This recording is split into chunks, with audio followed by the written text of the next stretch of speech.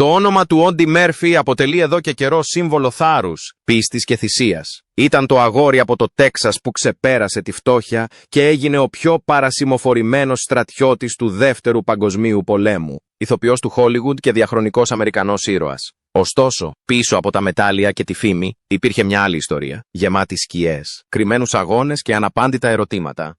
Ο θάνατός του σε ένα μυστηριώδες αεροπορικό δυστύχημα σε ηλικία μόλις 45 ετών σόκαρε τον κόσμο, αλλά όσο πιο βαθιά ψάχνει κανείς, τόσο πιο ανησυχητικές λεπτομέρειες αρχίζουν να έρχονται στην επιφάνεια. Τι πραγματικά συνέβη στον Όντι Μέρφυ και γιατί τόσα πολλά κομμάτια της ζωής του παραμένουν άλυτα. Ένα αγόρι από το Τέξας που έγινε θρύλος. Ο Όντι Λίον Μέρφυ γεννήθηκε στις 20 Ιουνίου 1925 στο Κίνγκστον, στην κομιτεία Χαν του Τέξας. Ήταν το 7ο από τα 12 παιδιά μιας φτωχής οικογένειας αγροτών, με μερίδιο στην καλλιέργεια αγγλικής, ιρλανδικής, σκοτσέζικης και γερμανικής καταγωγής. Ο πατέρας του, Έμετ, μπαινόβγαινε στο σπίτι πριν εγκαταλείψει εντελώς την οικογένεια, αφήνοντας τη μητέρα του, Τζόσι Μπέλ Μέρφυ, να μεγαλώσει τα παιδιά σε συνθήκες απόλυτης φτώχειας. Η Όντι εγκατέλειψε το σχολείο μετά την 5η δημοτικού για να μαζεύει βαμβάκι για μόλις $1 την ημέρα, ένα ποσό που μόλις και μετά βίας κρατούσε ζωντανή την οικογένεια. Η φυσική του ικανότητα με το τουφέκι δεν ήταν θέμα αθλητισμού, αλλά επιβίωσης. Το κυνήγι κουνελιών και μικρών θυραμάτων σήμαινε τη διαφορά μεταξύ του αν τα αδέλφια του θα έτρωγαν ή θα πεινούσαν. Όταν η μητέρα του πέθανε από ασθένεια το 1941, η Άουντι ήταν μόλις 16 ετών. Ο θάνατός της τον συνέτριψε και οι αρχές της κομιτείας Χαντ τοποθέτησαν τα 3 μικρότερα αδέλφια του σε ορφανοτροφείο. Ο Όντι, ήδη σκληραγωγημένος από τη φτώχεια, κουβαλούσε πλέον το βάρος της ενηλικίωσης πολύ νωρίς. Αργότερα στη ζωή του παραδέχτηκε ότι όταν πέθανε η μητέρα του, πήρε κάτι από εμένα μαζί της, αφήνοντάς τον να αναζητά ένα κομμάτι του εαυτού του που δεν θα ανακτούσε ποτέ πραγματικά. Μετά το Pearl Harbor, η επιθυμία του Όντι να συμμετάσχει στον αγώνα ήταν άμεση, αλλά ήταν μικρόσωμος και λιποβαρής και είχε απορριφθεί επανειλημμένα από τον στρατό, τον ναυτικό και τους πεζοναύτες. Μόνο με τη βοήθεια της αδερφής του, η οποία πλαστογράφησε την ηλικία του στα έγγραφα κατάταξής του, έγινε τελικά δεκτός στον Αμερικανικό στρατό τον Ιούνιο του 1942. Σε ηλικία μόλις 17 ετών, στάλθηκε στο στρατόπεδο Βόλτερς του Τέξας για εκπαίδευση. Το αγορίστικο πρόσωπό του και η λεπτή σωματική του διάπλαση του χάρισαν το παρατσούκλι «μορουδίστικο πρόσωπο». Αλλά όσοι τον γέλασαν σύντομα θα συνειδητοποιούσαν ότι διέθετε μία αγριότητα και αποφασιστικότητα που ξεπερνούσε τα χρόνια του. Από εκεί και πέρα, η ιστορία του Μέρφυ έγινε μια από τις πιο αξιοσημείωτες μεταμορφώσεις στην αμερικανική στρατιωτική ιστορία. Στάλθηκε στο εξωτερικό, πολεμώντας πρώτα στη Σικελία το 1943, στη συνέχεια στο Άντσιο το 1944 και σε όλα τα πεδία των μαχών της Γαλλίας. Αυτό που ξεκίνησε ως ένα αγόρι πολύ μικρό για τη στολή, έγινε ο στρατιώτης που μια μέρα θα ονομαζόταν ο πιο παρασημοφορημένος ήρωας της Αμερικής. Ο ήρωας του Χόλτσφιρ και το μετάλλιο της τιμής. Στις αρχές του 1945, ο Όντι Μέρφυ είχε ήδη πολεμήσει στη Βόρεια Αφρική, τη Σικελία και την Ιταλία, υπομένοντας τις βάναυσες μάχες στο Άντζιο και την προώθηση στη Ρώμη. Η αποφασιστικότητά του και το ακατέργαστο θάρρος του τον οδήγησαν από απλό στρατιώτη σε λοχεία και τελικά σε μια θέση στο πεδίο της μάχης ως ανθιπολοχαγός, όλα πριν από τα 20 γενέθλιά του. Αλλά ήταν στις 26 Ιανουαρίου 1945, κοντά στο χωριό Χόλτσφερ, στην Κόλμαρ Ποκέτ της Γαλλίας, που εδραίωσε τη θέση του στην ιστορία. Ο καιρός εκείνη την ημέρα ήταν τσουχτερό κρύο, το έδαφος παγωμένο και σημαδεμένο από τον πόλεμο. Η μονάδα του Μέρφυ, λόγος Β του 15 του Συντάγματος Πεζικού, τρίτης μεραρχίας Πεζικού, δεχόταν σφοδρή επίθεση από τα προελάβνοντα γερμανικά άρματα μάχης και πεζικό. Αναγνωρίζοντας την απελπισία της διατήρησης της θέσης τους, ο Μέρφυ διέταξε τους άνδρες του να υποχωρήσουν στο κοντινό δάσος. Έμεινε πίσω, οπλισμένος με ένα τηλεφωνικό κέντρο, συντονίζοντας τα πυρά του πυροβολικού επικίνδυνα κοντά στη θέση του. Η πρόθεσή του ήταν απλή, να προστατεύσει τους άνδρες του με κάθε κόστος. Σε κοντινή απόσταση, ένα αμερικανικό αντιτορπιλικό αρμάτων μάχης M10 χτυπήθηκε και παραδόθηκε στις φλόγες. Το πλήρωμά του εγκατέλειψε το φλεγόμενο όχημα, αλλά ο Μέρφυ είδε μια ευκαιρία. Ενάντια σε κάθε λογική, ανέβηκε στο φλεγόμενο αντιτορπιλικό αρμάτων μάχης και χρησιμοποίησε το πολυβόλο του διαμετρήματος. 50. Στεκόμενος εκτεθειμένος πάνω στο ναυάγιο, άνοιξε πυρ. Για σχεδόν μία ώρα, απόθησε κύματα γερμανικού πεζικού, περιορίζοντας τους προελάβνοντες στρατιώτες, ακόμη και όταν τα εχθρικά πυρά σαρώνονταν τη θέση του. Κάποια στιγμή, ο εχθρός πλησίασε σε απόσταση 10 μέτρων, αλλά ο Μέρφυ αρνήθηκε να υποχωρήσει. Παρά τον τραυματισμό του στο πόδι, πολέμησε μέχρι που του τελείωσαν τα πυρομαχικά. Στη συνέχεια, κουτσένοντας, επέστρεψε στους άντρες του και οργάνωσε μια αντεπίθεση που ανάγκασε τους Γερμανούς να υποχωρήσουν. Η μονομελής του αντίσταση έσωσε τον λόγο του από την καταστροφή. Μάρτυρες του απέδωσαν τη δολοφονία ή τον τραυματισμό περισσότερων από 240 εχθρικών στρατιωτών, αν και ο ίδιος ο Μέρφυ δεν ανέφερε ποτέ αριθμό. Για αυτή την πράξη ανυπακοής και ανδρείας έλαβε το μετάλλιο της τιμής, το υψηλότερο στρατιωτικό βραβείο που μπορούν να απονείμουν οι Ηνωμένες Πολιτείες. Ήταν απλώς ένα από τα εκπληκτικά 28 παράσημα συμπεριλαμβανομένων όλων των αμερικανικών μεταλλίων μάχης για ανδρεία, καθώς και τιμητικές διακρίσεις από τη Γαλλία και το Βέλγιο. Μέχρι το τέλος του πολέμου, ο Όντι Μέρφυ είχε χαιρετιστεί ως ο πιο παρασημοφορημένος Αμερικανός στρατιώτης του Δεύτερου Παγκοσμίου Πολέμου. Ένα αγόρι από το Τέξας που είχε γίνει το σύμβολο του θάρρους υποπειρά από το πεδίο της μάχης μέχρι το Χόλιγουντ. Όταν ο Όντι Μέρφυ επέστρεψε στις Ηνωμένες Πολιτείες μετά τον πόλεμο, χαιρετίστηκε ως εθνικός ήρωας. Η αγορίστικη εμφάνισή του, το μικρόσωμο σώμα του και οι απλοί τρόποι του ερχόνταν σε έντονη αντίθεση με τα εξαιρετικά κατορθώματα που είχε επιτελέσει στο πεδίο της μάχης.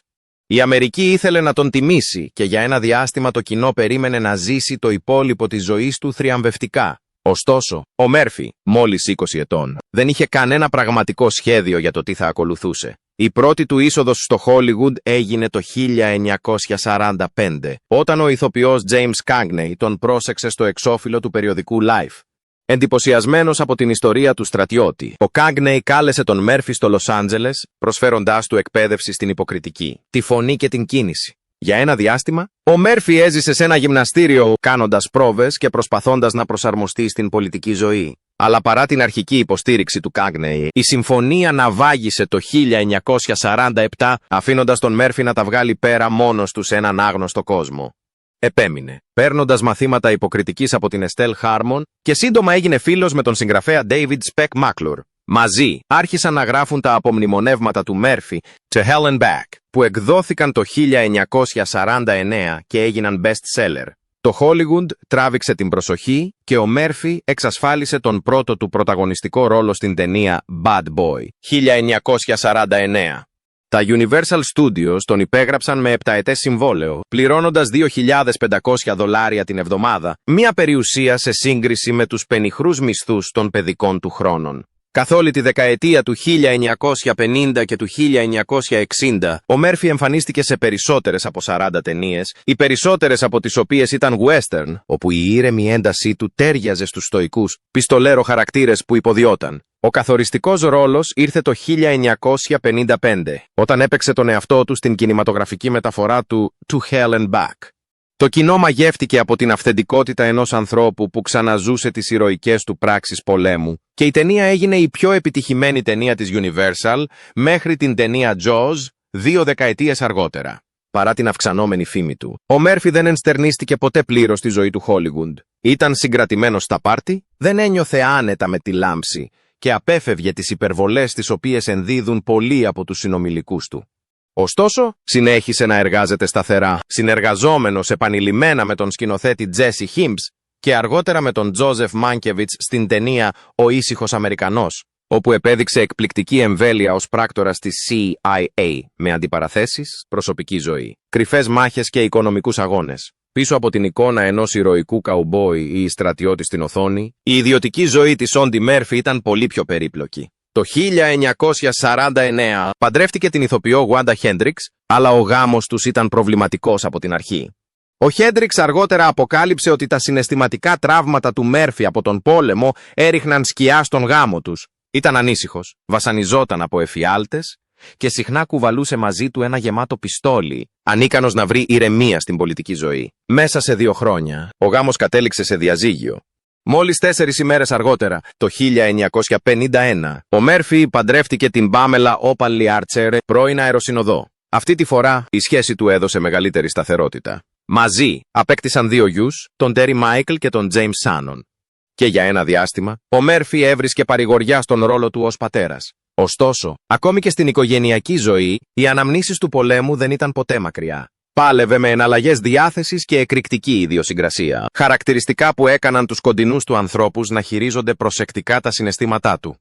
Ο Μέρφυ ασχολήθηκε επίσης με πάθη εκτός της υποκριτικής. Αγόρασε ράντσα στην Καλιφόρνια και την Αριζόνα, όπου εκτρέφει quarter horses και επένδυσε πολλά σε υποδρομίες. Τα άλογα του αγωνίζονταν στο Del Mar Racetrack και για ένα διάστημα αυτό ήταν πηγή χαράς. Αλλά αυτό ήταν επίσης μια εξάντληση των οικονομικών του. Ο Μέρφυ ανέπτυξε μια τάση για τζόγο και μέχρι τα τέλη της δεκαετίας του 1960 η οικονομική του κατάσταση είχε επιδεινωθεί. Το 1968 έχασε $260,000 σε μια συμφωνία πετρελαίου στην Αλγερία. Ένα καταστροφικό πλήγμα που τον άφησε αντιμέτωπο με χρέη και παρενόχληση από την IRS λόγω απλήρωτων φόρων. Παρά την οικονομική πίεση, ο Μέρφυ αρνήθηκε να επιλέξει τον εύκολο δρόμο. Του έγιναν προτάσεις για να προωθήσει τσιγάρα και αλκοόλ, επικερδείς συμφωνίες που θα μπορούσαν να τον είχαν σώσει από την οικονομική καταστροφή. Αλλά τις απέρριψε, πιστεύοντας ότι ήταν λάθος να δώσει ένα τέτοιο παράδειγμα στους νεαρούς θαυμαστές που τον έβλεπαν ως πρότυπο. Ωστόσο, η ιδιοσυγκρασία του τον έκανε να γίνει πρωτοσέλιδο. Τον Μάιο του 1970, ο Μέρφυ συνελήφθη στο Μπέρμπανκ της Καλιφόρνια μετά από μια βίαιη διαμάχη με έναν εκπαιδευτή σκύλων. Κατηγορήθηκε για ξυλοδαρμό και επίθεση με πρόθεση δολοφονίας, κατηγορούμενος ότι πυροβόλησε τον άνδρα κατά τη διάρκεια της διαμάχης. Ο Μέρφυ αρνήθηκε την κατηγορία και τελικά οι κατηγορίες αποσύρθηκαν. Αλλά το περιστατικό αποκάλυψε πόσο εύθραυστη είχε γίνει η ψυχική του ηρεμία. Αυτό που δεν είδε το κοινό ήταν η συνεχής μάχη που έδινε ο Μέρφυ μέσα του. Έπασχε από αυτό που σήμερα είναι γνωστό ως διαταραχή μετατραυματικού στρες, PTSD, που τότε ονομαζόταν κόπωση μάχης. Υπέφερε από άφπνες νύχτες, επαναλαμβανόμενους εφιάλτες και αναλαμπές βίαιης μνήμης. Κάποτε κλειδώθηκε σε ένα δωμάτιο ξενοδοχείου για μια εβδομάδα για να διακόψει τα υπνοτικά χάπια, υπομένοντας μόνος του το σύνδρομο στέρησης. Αν και ξεπέρασε την τελική φυγή και τον μυστηριώδη θάνατο. Στις αρχές της δεκαετίας του 1970, ο Όντι Μέρφυ εξακολουθούσε να εργάζεται στον κινηματογράφο, να εκτρέφει άλογα και να προσπαθεί να διαχειριστεί τα ασταθή οικονομικά του. Κι όμως, κάτω από όλα αυτά, παρέμεινε ένας άνθρωπος που αναζητούσε την ηρεμία, παλεύοντας με εσωτερικές μάχες που δεν τον εγκατέλειψαν ποτέ. Την άνοιξη του 1971 επιβιβάστηκε σε μια πτήση που θα σηματοδοτούσε το τραγικό τέλος της ξεχωριστής ζωής του. Το πρωί της 28 Μαΐου 1971, ο Μέρφυ ήταν επιβάτης σε ένα δικινητήριο Aero Commander 680 Super, καταχωρημένο ως N601J. Το αεροπλάνο, που εκμεταλλευόταν η Colorado Aviation Company, είχε ως προορισμό την Ατλάντα της Τζόρτζια με προορισμό το Martinsville της Βιρτζίνια σε επαγγελματικό ταξίδι. Ο πιλότος, Herman Butler, ήταν έμπειρος με περισσότερες από 8.000 ώρες πτήσης. Αλλά το πιο σημαντικό, δεν είχε την απαιτούμενη ικανότητα πτήσης με όργανα για ασφαλή πτήση και είχε κακή ορατότητα. Ακόμα πιο ανησυχητικό ήταν ότι ο Butler είχε καταγράψει μόνο περίπου 6 ώρες πτήσης με αυτό το συγκεκριμένο μοντέλο αεροσκάφους. Ο καιρός ήταν άστατος. Η έντονη βροχή, η ομίχλη και η χαμηλή συννεφιά μείωσαν την ορατότητα σχεδόν στο 0. Μάρτυρες στη Βιρτζίνια ανέφεραν ότι είδαν το αεροπλάνο να κάνει κύκλους επικίνδυνα χαμηλά, κατά καιρούς μόλις 45 μέτρα πάνω από το έδαφος, αγωνιζόμενοι να παραμείνουν στην πορεία τους. Κάποια στιγμή, το αεροσκάφος επιχείρησε ακόμη και αναγκαστική προσγείωση σε αυτοκινητόδρομο, αλλά απέτυχε να προσγειωθεί. Μέχρι τις 11:49 π.μ. Ο Butler επικοινώνησε με την FAA στο αεροδρόμιο Gundrum του Roanoke, παραδεχόμενος ότι προσπαθούσε να προσγειωθεί. Αλλά μέχρι τότε είχε ήδη ξεπεράσει το Martinsville και είχε παρασυρθεί επικίνδυνα κοντά στα όρη Blue Ridge. Στις 12:08 μ. το Aero Commander χτύπησε στην πλαγιά του Brush Mountain, περίπου 14 ναυτικά μίλια βορειοδυτικά του Roanoke, σε υψόμετρο 2.700 ποδιών. Η πρόσκρουση κατέστρεψε το αεροσκάφος, προκαλώντας πυρκαγιά που άφησε συντρίμμια διάσπαρτα κατά μήκος της δασόδους πλαγιάς. Και οι 6 επιβαίνοντες, συμπεριλαμβανομένου του Μέρφυ, σκοτώθηκαν ακαριέα.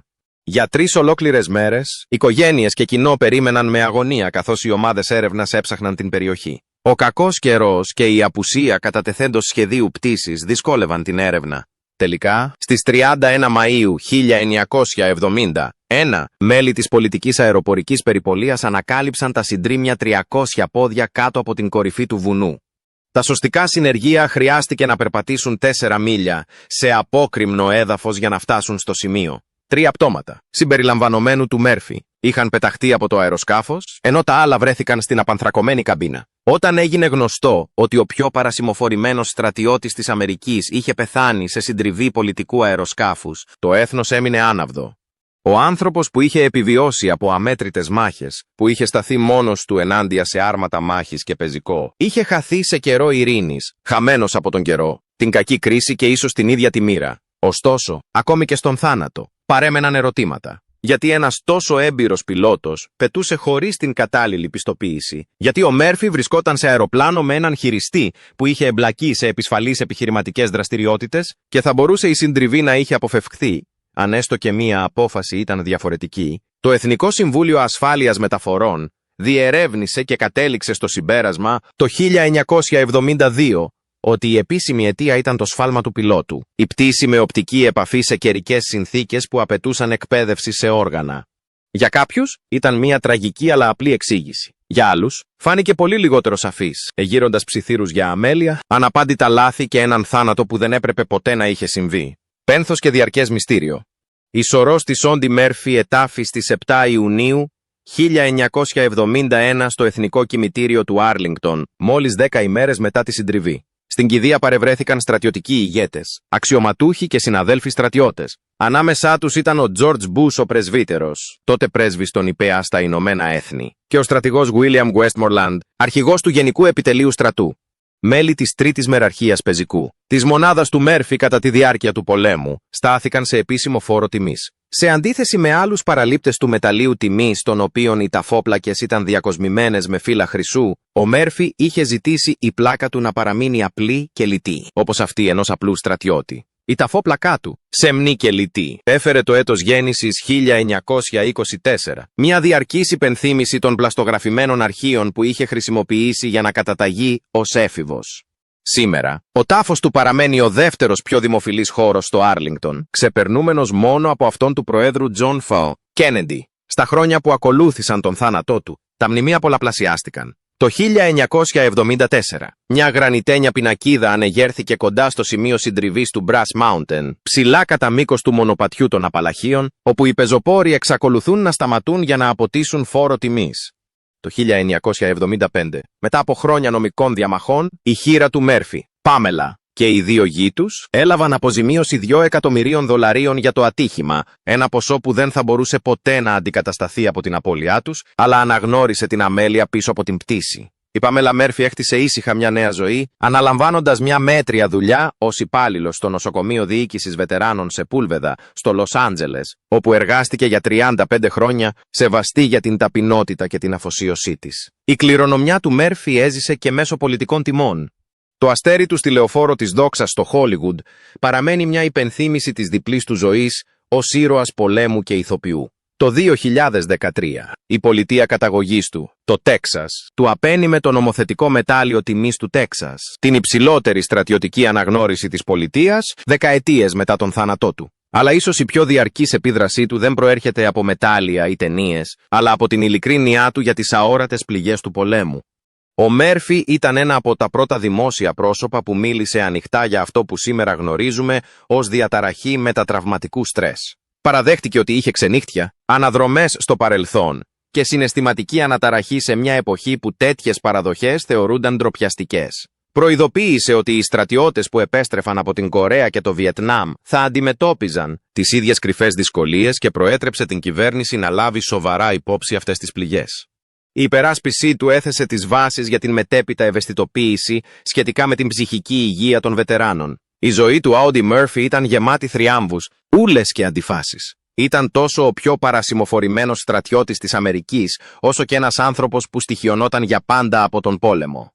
Ο θάνατός του άφησε ένα κενό στην ιστορία, μια ιστορία που εξακολουθεί να μοιάζει άλυτη. Πιστεύετε ότι ο Άουντι Μέρφυ θα έπρεπε να θυμάται περισσότερο για την ηρωική του δράση κατά τη διάρκεια του πολέμου, την καριέρα του στο Χόλιγουντ ή το τραγικό μυστήριο της τελευταίας του πτήσης? Πείτε μας στα σχόλια παρακάτω. Και μην ξεχάσετε να κάνετε like σε αυτό το βίντεο και να εγγραφείτε για περισσότερες ανίποτες ιστορίες από την ιστορία.